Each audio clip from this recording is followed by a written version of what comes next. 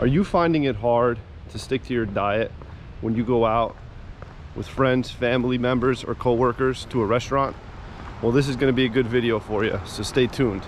I want to give you a bunch of helpful tips on what the best things to do at restaurants are to make sure that you don't overeat and you don't lose your progress. My first tip is going to be take a look at the menu prior to going out.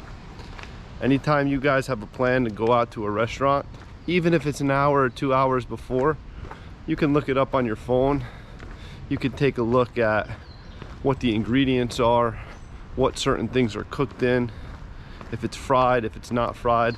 That way you have an idea of what you're getting yourself into and what kind of food you're going to get for dinner and what you're going to order before you even go there. And I think that's super important. Everything in life, you need a plan, and if you follow your plan, you're going to make sure that you're going to set yourself up for success. So look at the menu, have an idea, navigate those appetizers, navigate, you know, what entree you're going to want, because that's usually the most important part of it, and then go from there. I think that's a good way to go about it. That's number one. Number two is 0 calories from any sort of liquids. And what I mean by that is I personally cut alcohol out of my life about 6 months ago, so it's pretty easy for me to abstain from any cocktails or beer at the restaurants.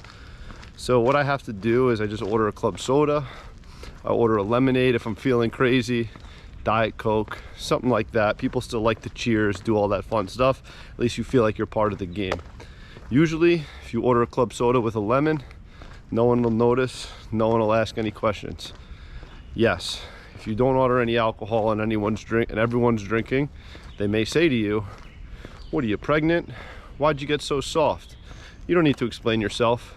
Just do your thing, continue to cheers, smile, go about your business. Nobody really cares at the end of the day if you're drinking or not. At least they know that they have a safe ride home if things get crazy. And I think that that's pretty important. So no calories from any sort of liquids, diet soda, lemonade. Sometimes you get a nice mocktail. I was out to eat with my wife last night on Mother's Day. She ordered like a cucumber juice, lemon juice, club soda mocktail, and it was so delicious. And if you're gonna drink and you're gonna have alcohol, do your thing. I'm not here to tell you you don't have to do it. Live your life, man. But make sure you're abstaining from sugary drinks, added sugar. I mean, that's gonna be the death of you, you know? If you're gonna have a tequila with some club soda, maybe a splash of orange juice, splash of pineapple juice, nothing too crazy. Tito's seltzer is usually a good go-to for some people that are trying to stay clean, stay low calorie. My suggestion, I stay away from all of it. It just makes life a lot easier. So that's the second thing. The third thing is, if you are in charge of picking the restaurant, which you may be, where you put some suggestions in, there's a lot of food spots that have clean options. Greek food, there's always good chicken dishes, fish dishes, beef dishes, steak dishes.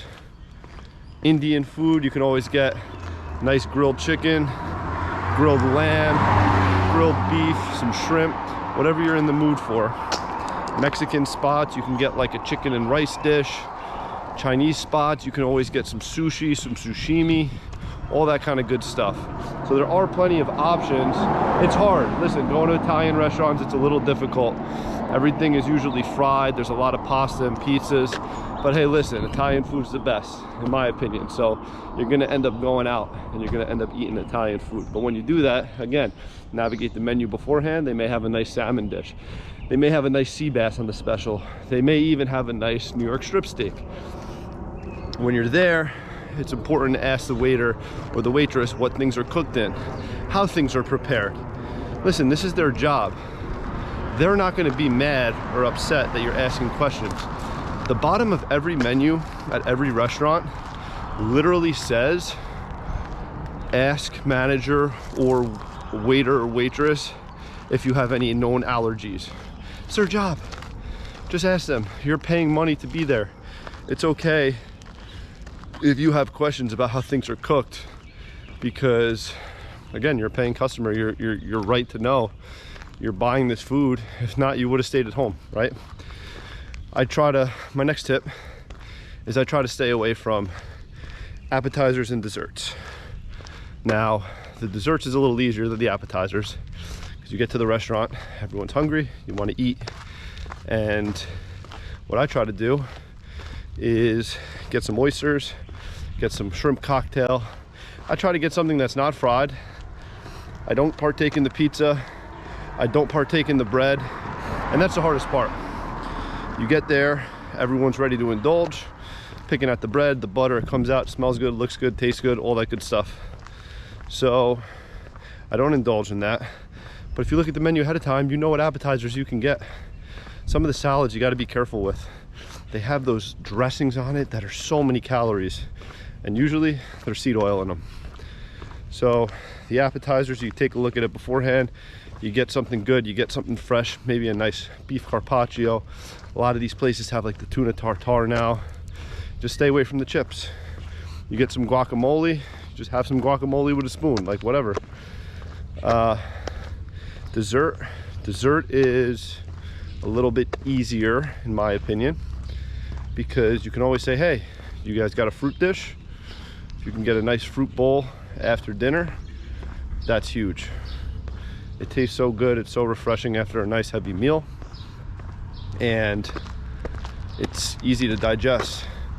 And everybody always gets dessert, and people are always eating cakes and apple pies and cheesecakes and creme brulee and all that cookies and all that good stuff. And there's nothing wrong with it, but you don't want to just be sitting there watching everybody when they're indulging in their cakes and stuff. That's not fun. So see if they have a fruit bowl, see if they have any of that stuff.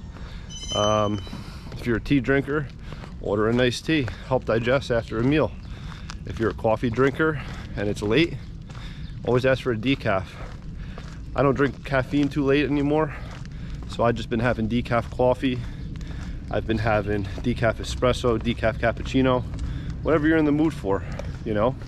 Make life easier, go in with a plan, attack the plan, and stay locked in.